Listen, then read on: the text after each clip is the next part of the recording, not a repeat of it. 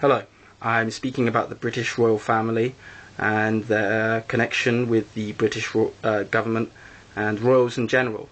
Now, it doesn't matter what royal family you speak about, whether it's British, Swedish, Danish, Spanish, makes no difference. They are all interconnected, working together. They are operating in exactly the same manner.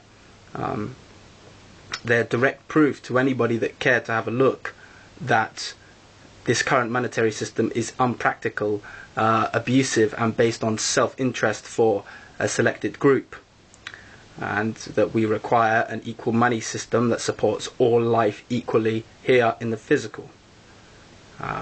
Very clearly when you have a look.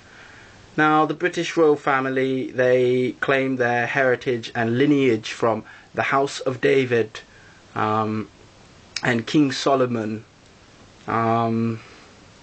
which is basically the excuse they use as to why they believe they are allowed to have everything, and that everyone else should have nothing, which of course is just unacceptable. And since their inception, they have conceived thousands of secret societies and Freemasonic groups that, like a spider web, control this world on their behalf so they don't have to do anything. These secret society groups permeate all governments in the world, all media, economy, education, military, police industries in the world. And what they do is ensure the protection of the royals through legislation and statutes and commercial laws and constitutions that actually need the consent of the governed, which is us.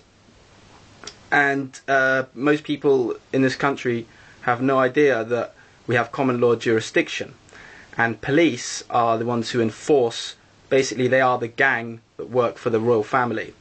And they enforce civil law on people in this country and will attempt to harass the general public to try and make you fall into a violation of law. It's guilty until proven innocent is the general consensus of how they operate. I mean, it's a well-known fact to people like myself and other people I know in this country that one in every 6 British police officers is a Freemason or involved in a secret society. These police, they are the security guards for the royals, obviously with MI6 and Secret Service agents as well. And they are basically breaking their oath of office, all these police officers. And police generally do this around the world. And it was common knowledge in this country around the 15th century that the royals are involved in rituals, sacrifices, witchcraft of all kind. Because, I mean, people used to burn witches at the stake in this country, and all manner of ridiculous rituals and religious belief was promoted. And the royals very cleverly drained that out of society, to the point where you saw in World War II, most people in this country had no idea what the royals were actually up to. They actually support them. And you see in this country today, everyone that supports the royals is generally an older, the older generation. When they really have no idea what they have been getting up to and what they still continue to get up to, which is rituals all the time. And one of the main reasons they do not teach law as part of the curriculum at school is that people will be able to see very clearly, after learning law from start to finish, that this system is set up in such a way to protect only the royals and nobody else. Everybody else is abused with this law in any country that you're in. The governments, the private bankers, the royals, the secret societies are protected very specifically the secret societies actually, like I say, operate for the royal family. There was a book that came out called The Queen and Her Secret Billions. Now, in reality, that should be called The Queen and Her Secret Quadrillions.